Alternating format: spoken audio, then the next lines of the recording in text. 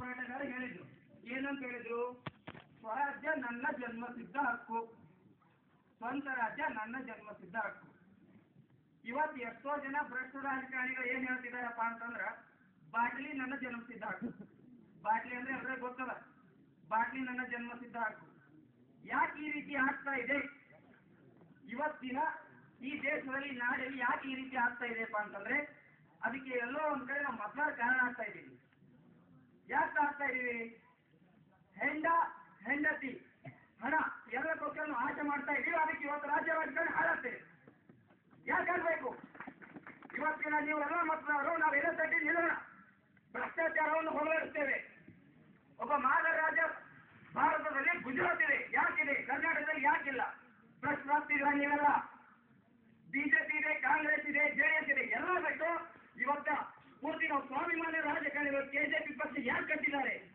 KJP ಅಂದ್ರೆ ಬಂಧುಗಳೇ ಬರೀ ಕರ್ನಾಟಕ ಜನತಾ ಪಕ್ಷ ಅಲ್ಲ, ಕನಸುಗಾರರ ಜನತಾ ಪಕ್ಷ. ಬಡವರ ಶ್ರಮ, ನಾಡಿನ ಏಳಿಗೆ ಬಗ್ಗೆ ಕನಸು ಕಂಡಂತ ಶ್ರೀಮಂತ ನಾಯಕರ ಪಕ್ಷ ಅದು. ಹೌದು, ಇದನ್ನು ನಾವು ಕನಸುಗಾರ ಜನತಾ ಪಕ್ಷ ಅಂತೀವಿ. ಪ್ರಜಾಪ್ರಭುತ್ವ ರಾಜ್ಯ ನಮ್ಗೆ ಆಗ್ಬೇಕು. ಪ್ರಜಾಪ್ರಭುತ್ವ ಏನು? ಜನರಿಂದ ಜನರಿಗಾಗಿ ಜನರಿಗೋಸ್ಕರ ಇರ್ತಕ್ಕಂಥ ಸರ್ಕಾರವನ್ನು ಪ್ರಜಾಪ್ರಭುತ್ವ ಅಂತೀವಿ. ಇವತ್ತೇನಾಗ್ತಿದೆ? ಭ್ರಷ್ಟಾಚಾರದಿಂದ ಭ್ರಷ್ಟಾಚಾರಕ್ಕೋಸ್ಕರ ಭ್ರಷ್ಟಾಚಾರ ಮಾಡ್ತಾ ಇರ್ತಕ್ಕಂಥ ಸರ್ಕಾರವನ್ನು ಪ್ರಜಾಪ್ರಭುತ್ವ ಅಂತೀವಿ. ಇದೆಲ್ಲ ಹೋಗ್ಲಾಡ್ಬೇಕು. ಬಂಧುಗಳೇ, ಇದೆಲ್ಲ ಹೋಗ್ಲಾಡ್ಬೇಕಂತಂದ್ರೆ ನೀವು ಏನ್ ಮಾಡ್ಬೇಕು? ಎಲ್ಲ ಒಗ್ಗಟ್ಟಾಗಬೇಕು, ನ್ಯಾಯಕ್ಕೆ ಜಯ ಇರಬೇಕು, ನೀತಿವಂತರಿಗೆ ನೀವು ಕೈ ಇರಬೇಕು. ಇವತ್ತು ಎಲ್ಲರೂ ಒಂದು ಹೋರಾಡಿದ್ದೀರಿ, ನಿಮ್ಮೂರಿಗೆ ಬರ್ತಾ ಇದ್ದಾರೆ, ಎಲ್ಲ ಮಾಡ್ತಿದ್ದಾರೆ. ಯಾರಿಗೋಸ್ಕರ ಮಾಡ್ತಾ ಇದ್ದಾರೆ?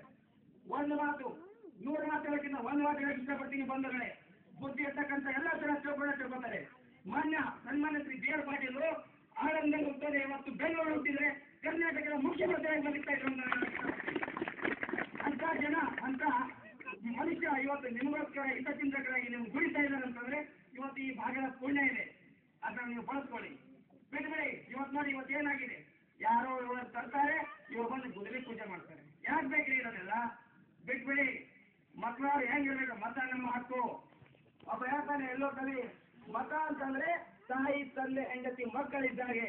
ಹಾಗಂದ್ರೆ ನೀವು ಮತ ರೊಕ್ಕಗೆ ಮಾಡ್ಕೊಳ್ಬೇಕಾದ್ರೆ ಉಳಿದಿದ್ದು ಏನಿರ್ಬೇಕು ಹೇಳ್ರಿ? ಏನಂತೀರಾ? ಬಿಟ್ಬಿಡಿ. ಎಲ್ಲರೂ ಹಿರಿಯರು ಕಿರಿಯರು ಎಲ್ಲ ಇವತ್ತು ಹೇಳ್ಬಿಟ್ಟು ಕೆಜಿಪಿ ಪಕ್ಷವನ್ನು ನೀವು ತಗೊಂಡು ಬನ್ನಿ. ಮುಂದಿನ ಮಾದರಿ ರಾಜ್ಯ ಆಗುತ್ತೆ, ಮಾದರಿ ತಾಲೂಕು ಆಗುತ್ತೆ.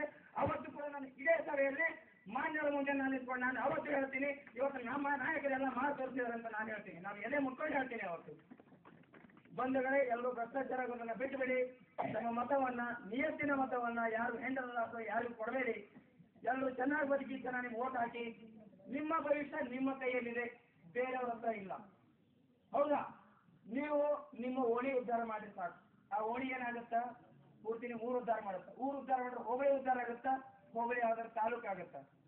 ಅದಕ್ಕೊಬ್ಬ ನಾಯಕ ನಿಮಗೆ ಸಿಕ್ಕಿದಾರ. ನಾಯಕರ ಬಗ್ಗೆ ಎಲ್ಲರೂ ಗೌರವ ಇಟ್ಕೊಳ್ಳಿ, ಎಲ್ಲರೂ ಚೆನ್ನಾಗಿ ಬಳಸಿ. ಎಲ್ಲರೂ ಇಲ್ಲ ತಿಂದೇವ ಅಲ್ಲಿ ಮಾಡ್ತೀವಿ, ಅದು ಯಾರು ಮಾಡಬೇಡಿ. ಯಾವತ್ತೂ ಅದು ನಿಮ್ಗೆ ಯೂಸ್ ಆಗ್ತಿರ್ತಕ್ಕಂಥ ಕೆಲಸ. ಇವತ್ತು ನೋಡಿ, ಎಂತಿಂತ ಪಕ್ಷ ರಾಜ್ಯದಲ್ಲಿ ಕೂಡ ಈ ಮಾನ್ಯ ಬಿ ಆರ್ ಪಾಟೀಲ್ ಇರ್ಬೋದು, ಇವತ್ತು ಎಂ ಐ ಪಾಟೀಲ್ ಇರ್ಬೋದು, ಎಲ್ಲ ಬಿಟ್ಟು ಪ್ರಾದೇಶಿಕ ಪಕ್ಷ ಮಾಡೋಕ್ಕೆ ಕಾರಣ ಏನು? ಎಲ್ಲ ಪಕ್ಷದಲ್ಲಿರ್ತಕ್ಕಂಥ ಭ್ರಷ್ಟಾಚಾರಗಳು. ಈಗ ಏನಕ್ಕಪ್ಪ ಹೇಳಿದ್ರು, ಸದಾನಂದ ಗೌಡರಾಗಲಿ ಯಡಿಯೂರಪ್ಪ, ಶೆಟ್ಟವ್ರಾಗಲಿ ಯಡಿಯೂರಪ್ಪ ಅಂತ ಹೋಗ್ಬಿಟ್ಟು ಏನ್ ಮಾಡಿದ್ರೆ ನಮ್ದೇ ತಿಂದ್ರು, ನಮ್ಗೆ ಹೋಗ್ಬಿಡ್ತು. ಏನಾಯ್ತ್ರಿ?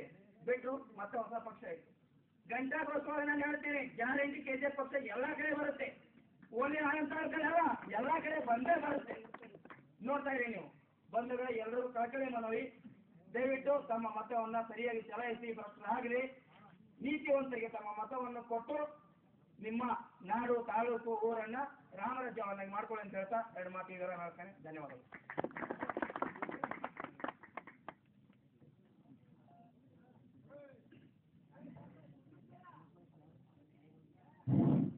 ಮೂರ್ತಿ ಚಿಕ್ಕದಾದರೂ ಕೀರ್ತಿ ದೊಡ್ಡದು. ಹಾಗೆ ಹೆಂಡ ಯಾರದೇ ಹಕ್ಕು, ಆದರೆ ಅಭಿವೃದ್ಧಿ ಸನ್ಮಾನ್ಯ ಬಿ ಆರ್ ಪಾಟೀಲರ ಹಕ್ಕು ಅನ್ನುವ ಮಾತು